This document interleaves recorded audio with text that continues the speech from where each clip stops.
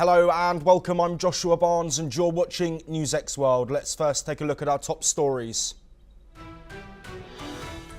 A Mexican Navy training ship has crashed into the Brooklyn Bridge in New York, leaving 2 people dead and multiple injured. Parts of the mast fell on deck. The Mexican Navy has confirmed the damage and say they are investigating the crash. US President Donald Trump says he will speak with both Russian leader Vladimir Putin and Ukrainian leader Volodymyr Zelensky on Monday after the direct ceasefire talks in Turkey. Meanwhile, Germany and Italy say European leaders are far from talks on troops in Ukraine. Israeli airstrikes have reportedly killed at least 24 people in southern Gaza, with further strikes recorded. According to local authorities, Hamas has proposed releasing 9 hostages in exchange for a 60-day truce and Palestinian prisoners, as well as the entry of 400 aid trucks. Pakistan has announced it will send a delegation abroad to present its case for peace following the Pahalgam terror attack. It comes after India announced they would send a multi-party delegation to brief global leaders on its operation and stance against cross-border terrorism.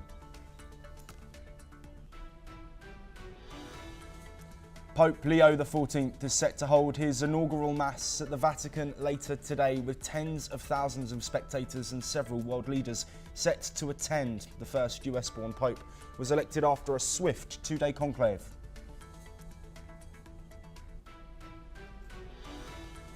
Police in Finland say that 5 people have died after 2 helicopters collided and crashed into a wooded area. The mid-air collision occurred shortly after noon on Saturday near the Ura airport in southwest of the country.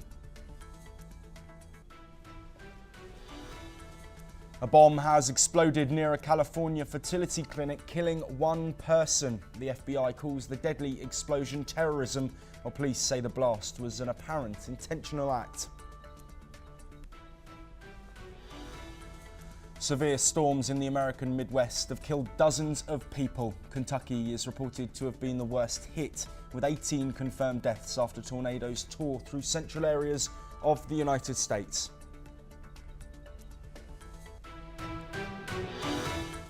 Ukraine's Air Force have reported that Russia launched 273 drones overnight, marking a massive strike. Most were intercepted strikes targeting infrastructure across several regions. No casualty details have yet been reported. According to reports, US President Donald Trump says he will speak with Russian President Vladimir Putin on Monday to end the bloodbath in Ukraine. Trump is pushing for a 30-day ceasefire. The call follows stalled ceasefire talks in Turkey, during which Russia demanded that Ukraine withdraw troops from occupied regions. Zelensky said he discussed stronger sanctions with Canadian Prime Minister Mark Carney. The measures could target Russia's shadow fleet and energy sector. Here is what Volodymyr Zelensky and Mark Carney have said. And of course, unconditional ceasefire is very, very important. And that's why we need to pressure on him, more pressure, more sanctions. We are thankful to your packages of sanctions and the European leaders, and of course, the United States of America. And I want to discuss it, and your presidency in G7. Yes. All these things are very, very important. So, welcome to this corner of Canada. And may I say, in every corner of Canada is Ukraine. The Canadian people stand in steadfast and unwavering support of your leadership, of the people of Ukraine. We admire what you're doing. We admire your commitment to peace, as you've demonstrated again this week. And we underscore that there can be no peace without the full support and participation of Ukraine, and that you have our absolute. Meanwhile, Germany and Italy say Europe is still far from deploying troops in Ukraine. Their focus remains on securing a ceasefire. This comes as German Chancellor Friedrich Merz, speaking in Rome, vowed that the EU will increase pressure on Moscow. He called Russia's refusal to agree to a ceasefire deeply disappointing. Let's have a listen. Gespräche in Istanbul sind hinter unseren Erwartungen zurückgeblieben, trotz einer maximal konstruktiven Haltung der ukrainischen Verhandlungsführung. Immerhin, die Delegationen konnten einen Gefangenenaustausch verabreden, aber Russland hat sich der Forderung nach einem umfassenden und bedingungslosen Waffenstillstand bisher verweigert. Präsident Putin selbst war nicht bereit, in die Türkei zu kommen. Seine Truppen setzen auch heute die Angriffe mit unverminderter Härte. Meanwhile, US Secretary of State Marco Rubio has spoken to Russian Foreign Minister Sergei Lavrov, where he emphasised Trump's call for an immediate ceasefire. Rubio repeated that the position in interviews, saying Washington supports any step towards ending the violence. Rubio also says the US welcomes the Vatican's involvement in Ukraine talks and will review progress and next steps. Here is what Rubio said. Yes, and we thank the Holy See for its willingness to be involved in this process. Obviously, there are a number of countries that have offered that as well, but we think it would be, we'll talk about that, the status of the talks, the updates after yesterday and the path forward. We head now to North America, and a Mexican Navy ship has crashed into the Brooklyn Bridge on Saturday night, killing 2 and injuring 22 others. The sailing vessel Cuauhtémoc struck the bridge while passing under it during a promotional tour in New York City. New York Mayor Eric Adams confirmed the death toll and said 3 people remain in a critical condition. The ship was carrying 277 people when its masts hit the iconic structure and partially collapsed. Videos showed people dangling from rigging and emergency crews rushing to help. The Mexican Navy say a mechanical failure may have caused the incident. All injuries occurred on board. No one fell into the water. Here is what a witness had to say. Bueno, estábamos dándole el adiós a todos los muchachos que ya se iban, ya el barco había partido. Pocos segundos tenía que había salido del muelle donde estaba. En cuanto de repente vimos todas las luces, cómo chocaron, impactaron contra el puente, y todos cayeron para abajo. Well, despite the impact, officials say the Brooklyn Bridge suffered no major damage. Traffic resumed after an inspection. The Cuauhtémoc was departing for Iceland after a visit to New York. An investigation into the collision is underway. Well, joining us to discuss this breaking news and of course a strange circumstances, retired Captain Shyamkumar, who is an Indian Navy warship captain and naval instructor pilot. Thank you ever so much for being here, Captain Kumar. Let's first look at how this incident has happened. Potential malfunctions on the ship itself, but why was the ship that close to a bridge that it couldn't get through? Joshua Barnes, I would like to tell you first that this was a training vessel of Mexican Navy. And such training vessels generally go around the world after the training academies courses are over, and then they take you for a sea experience. So there may be sailors, cadets on board on this ship, and it's a massive ship.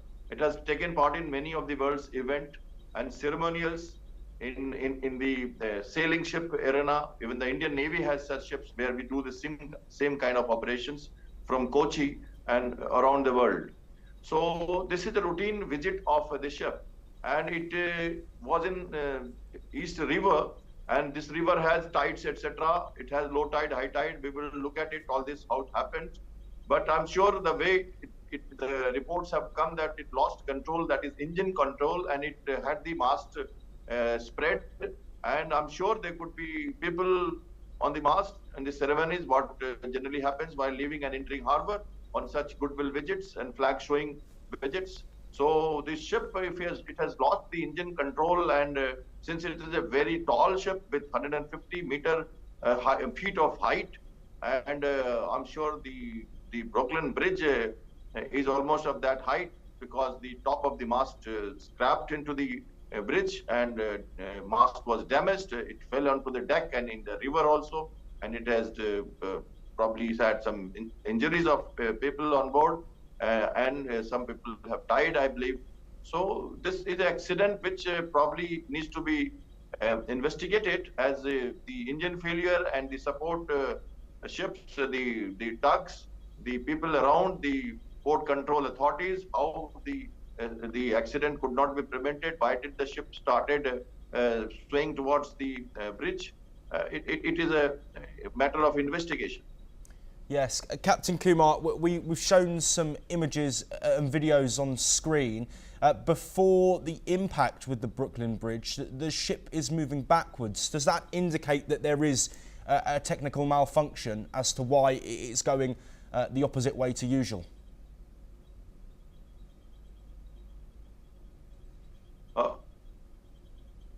Captain Kumar? May I speak? Yes. Yes. You see, at 6:30 p.m. FIC, there was a low tide. Low tide means the water was rushing towards the sea. And in case this bridge is in that line from where the ship was moving away from the bridge, if it lost the engine power, obviously it will go with the tide and it will go towards the bridge. It had happened. Such accident even have closer to such accidents have happened in many places, even in India, in some harbors like Cochin, where we have similar kind of ships and where the closer bridge.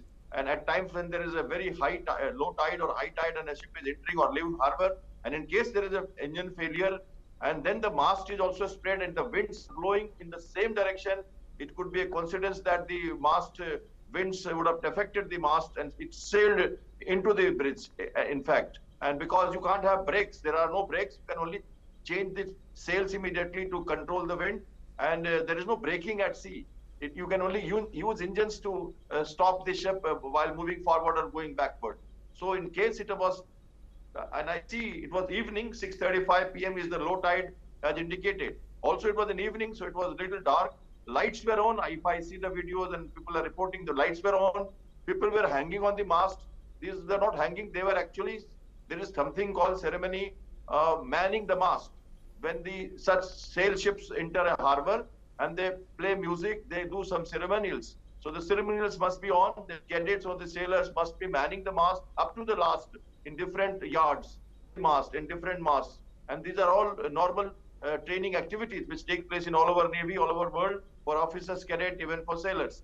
So could be a region of tide and a coincidence of wind blowing with the tide towards the direction of the bridge, which could have make it reversed, which you are showing in the video, or you are saying that part. Yes, yes. Captain Kumar, of course we want to avoid speculation, and there will be an investigation to find out why this crash has happened. But if it is an issue with the engine or another technical problem, who would be accountable in that instance? Yes, there would be a proper inquiry in such accidents, because we all seafarers, our naval, since it is a Mexican Naval Academy ship, it is a proper professional work that we do on the Navy, and Mexico authorities have already given a statement about it, that the things will be investigated and corrected. I'm sure there is a requirement to also look at the port authorities, because when such ships are entering harbor with the sail on and ceremonials on, there are always tugs around which helps the ship in case there are failures. And there are then anchoring is also possible. The ship is expected to anchor immediately, drop the anchor immediately to check the movement of the ship in case engines are not working. And sail would not affect much, because in the confined harbors, there is hardly any room to sea space or river space to maneuver the sails. And it is a huge ship. It's a very long, 297 or almost 50-45 meters width, and lengthwise, height-wise, and I'm sure it could have been difficult. And it must be using the engine power to carry out maneuvers to enter. It was leaving harbor, in fact, it was going to Iceland. So I believe it was leaving harbor in the evening with the lights on, full ceremonials, band in play, and manning the mast on. Because there have been reports that there have been sailors hanging with the harness from the mast. It was not a accident of hanging. It was basically, there was a safety harness. All the sailors or cadets who man the mast, they go up with the safety harness. In case there are accidents, they will get safe. They will hang safely with the mast and they will be rescued. So they were rescued accordingly as per the safety norms. And those drills were, I'm sure, followed in a standard operating procedures manner. So the ship has done it bit. I'm sure you could have anchored, or the support tugs, the assisting tugs would have been around.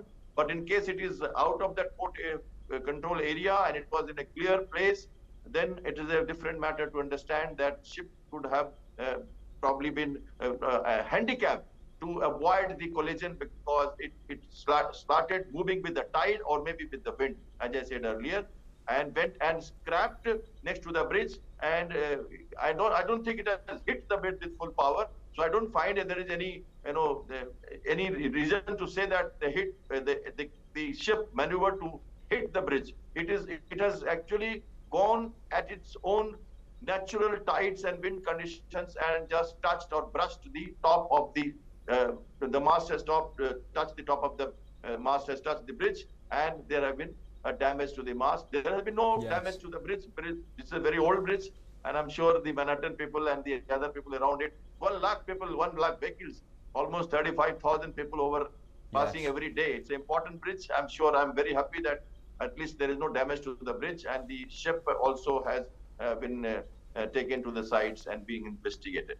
Absolutely. Of course, we have been playing some information on screen. As the situation evolves, we expect more clarity on the numbers of people injured. Of course, there are people in a critical condition as well, so the death toll may increase from 2, and we will bring you all those updates as we get them. But thank you to retired Captain Shyamkumar for joining us. We move on now, and reportedly, Hamas has proposed releasing 9 hostages in exchange for a 60-day truce and the release of Palestinian prisoners after ceasefire talks were held in Doha. The talks, mediated by Qatar and the US, started just hours after Israel launched their military offensive in Gaza called Operation Gideon's Chariot. The proposed deal also includes the entry of 400 aid trucks a day and evacuations of medical patients. Israel has demanded proof of life for the hostages.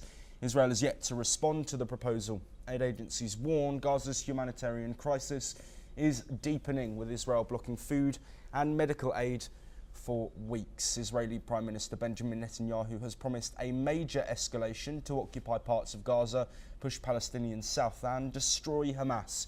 The IDF said that it will keep striking until Hamas is no longer a threat and all of the hostages are freed. Meanwhile, Israeli forces have intensified the bombardment of Gaza, killing at least 78 Palestinians since the early hours of this morning, including 36 people sheltering at the Al-Mawasi tent camp, according to local sources. Staying in the region, the Israeli military has said that it intercepted a missile that was launched from Yemen towards Israel. Sirens were activated across central Israel following the launch of the projectile, according to Israel's local media. A second missile from Yemen was also attempted but failed to launch. Following this, the Ben Gurion International Airport of Israel has reportedly halted landings and takeoffs for now. Meanwhile, the Yemeni rebel group has said that it hit Israel's main airport near Tel Aviv with 2 ballistic missiles in a qualitative military operation. Earlier this month, the ballistic missile launched by the Iran-backed Houthis hit the perimeter of the same airport, damaging a road and a vehicle and causing air traffic to stop for hours. Yemen's Houthis have continued to fire missiles at Israel in what they say is solidarity with Palestinians in Gaza, though they have agreed to halt attacks on US ships in the Red Sea. Israel has carried out strikes in response, including one on May the 6th that damaged Yemen's main airport in Sana'a and killed several people.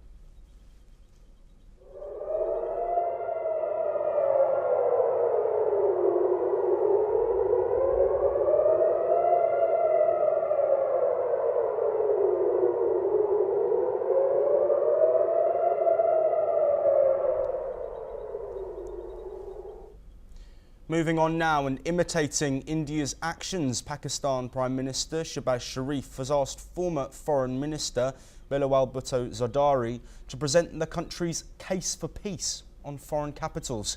Pakistan facing global criticism following India's Operation Sindoor, which highlighted Islamabad's links to terrorism, is now attempting to restore its image through diplomatic means, in what appears to be a response to India's move of sending 7 multi-party delegations to global capitals. Pakistan has decided to send its own team to advocate for peace on the international stage. Pakistan People's Party chairman Bilawal Bhutto Zadari announced on Saturday that Prime Minister Shehbaz Sharif had asked him to lead the delegation amid rising tensions between the two countries. I was contacted earlier today by Prime Minister Shehbaz Sharif, who requested that I lead a delegation to present Pakistan's case for peace on the international stage. I'm honoured to accept this responsibility and remain committed to serving Pakistan in these challenging times. That was what Zadari wrote on Facebook.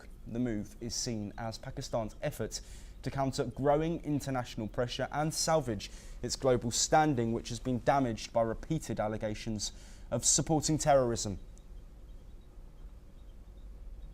Moving over to North America, and a deadly bomb blast rocked Palm Springs, California on Saturday morning, killing 1 and injuring 4 near a fertility clinic. The FBI is calling it an intentional act of terrorism.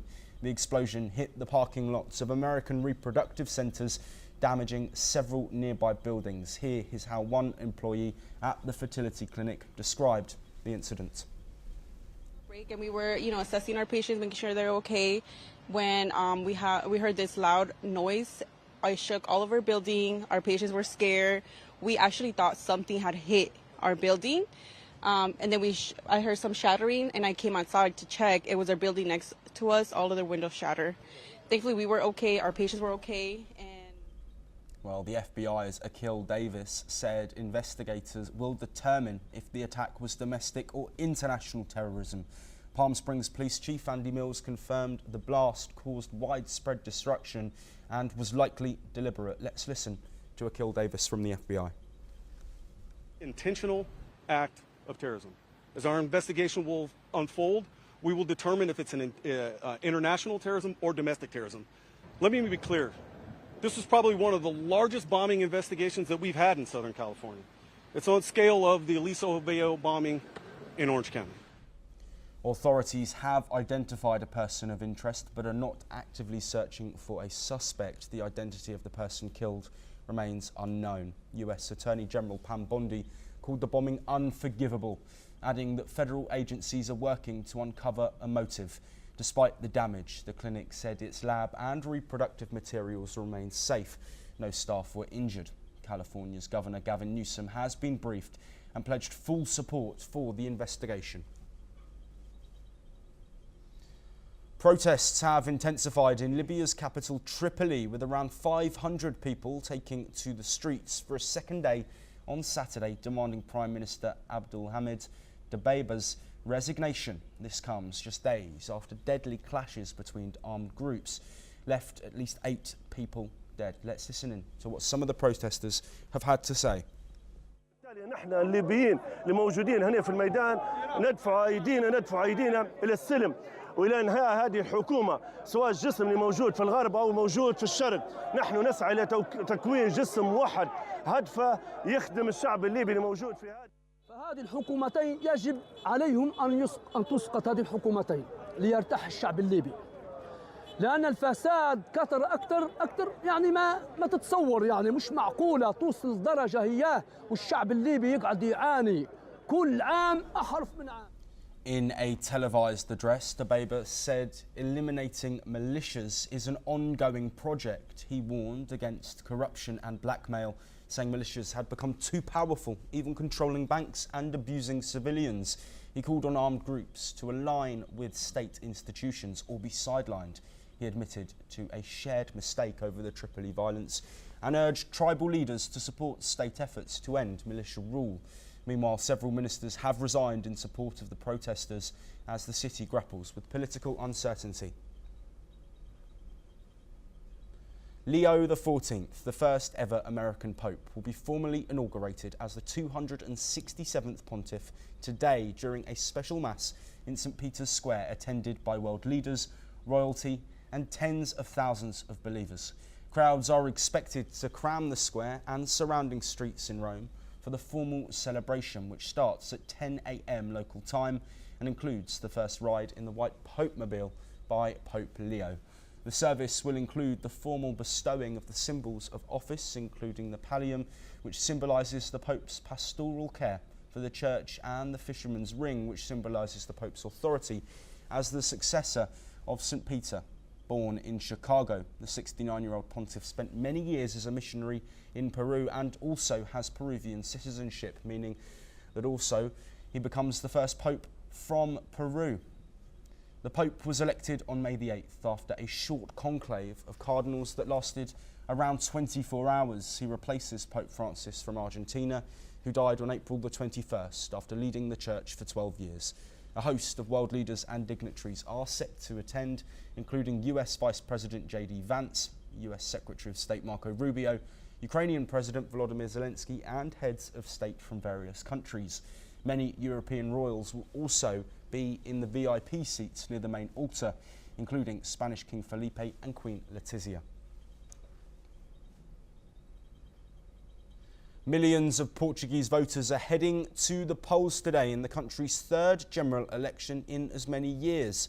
Sunday's ballot was called just 1 year into the centre-right minority government's term after Prime Minister Luis Montenegro failed to win Parliament's confidence in March in a vote he himself proposed when the opposition questioned his integrity over the dealings of his family's consultancy firm. Polling stations opened at 8 a.m. local time and will close at 7 p.m. local time, with exit polls expected shortly after. Housing, immigration and government stability are among the top issues voters are considering. Montenegro's Democratic Alliance is leading in opinion polls with over 32%, while the centre-left Socialist Party trails at around 26%, but a clear parliamentary majority is unlikely. Turnout is expected to be low due to election fatigue. The far-right Chega party, polling at around 18%, remains third.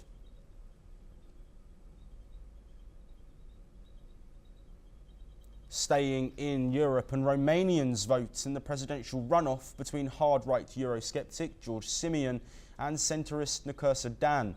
Simion opposes military aid to Ukraine and criticises EU leadership, while Dan supports EU and NATO, promising to fight corruption. Polls are showing a tight race.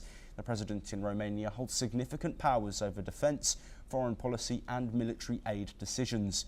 Experts warn that this election could affect Romania's economy and EU unity, with risks of capital outflows and political isolation if Simion wins.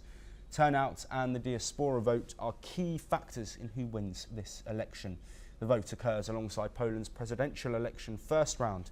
This vote follows the cancellation of an earlier election over alleged Russian interference, which Simion exploited to gain support.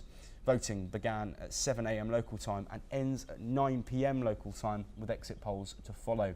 Analysts have warned of widespread online disinformation ahead of the vote.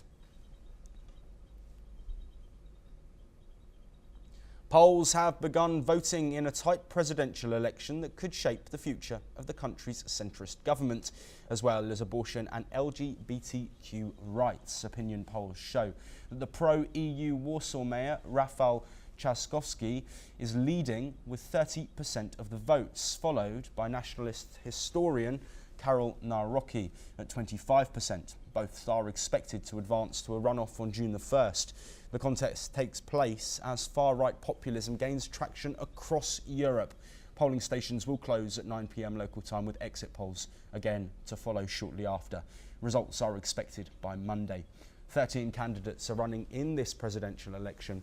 The election campaign has centred mainly on foreign policy and Poland's relationship with the EU and United States, but social issues have also been prominent. Trzaskowski has promised to support abortion and LGBTQ rights. Far-right candidate Sławomir Mednes is polling third with around 12% of the votes. Mednes has been critical of migrants, and the EU governing coalition hopes a Trzaskowski win will allow it to deliver campaign promises, including easing abortion laws. heading over back to North America, and US President Donald Trump is taking aim at Walmart, blasting the retail giant for planning to raise prices. He says the company should eat the tariffs instead of passing costs to customers. Walmart announced this week that prices will climb as Trump's import tariffs continue to bite. The company's CEO and CFO both said retail margins are too thin to absorb the impact alone. Trump responded on Truth Social saying Walmart made billions last year and should not charge valued customers anything. He claimed Walmart and China should shoulder the burden, adding, "I'll be watching, and so will your customers." The president's comments echoed his long-standing claim that foreign nations pay the tariffs, but economists and retailers say the costs ultimately hit American consumers. Walmart, which has over 4,600 US stores, says price hikes will begin this month and accelerate in June.